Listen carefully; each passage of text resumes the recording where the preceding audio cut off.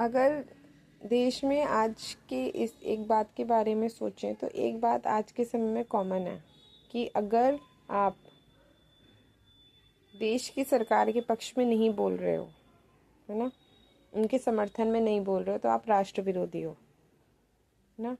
अगर आपने सरकार से सवाल कर लिया तो आप राष्ट्र विरोधी हो। अगर आपने सरकार की किसी नीति के विरुद्ध बात कर दी तो आप राष्ट्र विरोधी हो। यदि आप सरकार के साथ नहीं तो मतलब आप देश के लिए, देश के गद्दार हो, है ना। यही वाली मानसिकता भारत में जो है अभी फिलहाल चल रही है ना, जहाँ पे हाँ, यही वाली मानसिकता फिलहाल लोगों के बीच में घर करे हुए है कि जो सरकार के साथ नहीं वो देश के खिलाफ। मतलब नॉर्मल सी बात है। और लोकतंत्र में मुख्य रूप से जो ज़रूरी है वो ये है कि विपक्षी पार्टी का बहुत बहुत बहुत बड़ा रोल होता है। विपक्षी पार्टी का, सरकार की आलोचना का बहुत बड़ा रोल होता है कि सरकार से प्रश्न करना। उसका आधार है, लोकतंत्र का तो ये आधार है कि सरकार से प्रश्न किए जाए, उनकी आलोचना की जाए, उन्होंने जो नीतियाँ, जो योजना, जो कुछ भी बनाया है उसके अच्छे और बुरे पहलू के बारे में बात की जाए। अगर उसके कोई बुरे पहलू भी हैं तो उसके बारे में भी सरकार सुने और जवाब दे, है ना। वो इस लोकतंत्र की इस सिद्धांत की इस जो एक मुख्य विशेषता है, इसके साथ सरकार बंधी हुई है। लेकिन तब स्थिति क्या हो जब प्रश्न करने वाले को ही सीधा सीधा गद्दार कह दिया जाए, राष्ट्र विरोधी कह दिया जाए, आतंकी कह दिया जाए, या फिर क्या बोलते हैं उसे, दूसरे देश का खबरी कह दिया जाए। अब जो फिलहाल जो चर्चे हैं वो तो ये भी है ना कि एक बहुत अच्छे साइंटिस्ट जो हैं भारत के, वो जेल में हैं।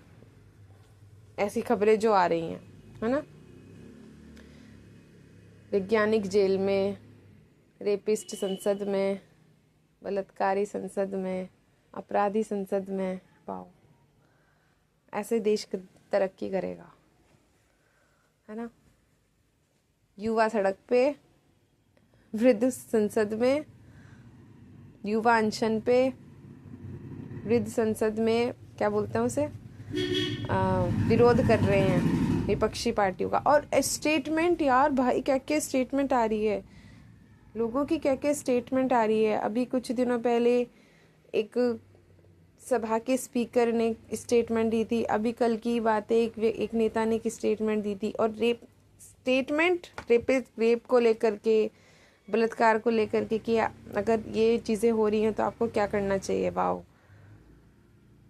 तो मतलब लोगों की इस तरह की विचार हैं इन बातों को लेकर के, और हम इन लोगों से उम्मीद कर रहे हैं, हम इन लोगों को वोट दे दे करके आगे बढ़ा रहे हैं कि ये लोग देश को किसी सर्वोच्च स्थान पर लेके जाएंगे, है ना।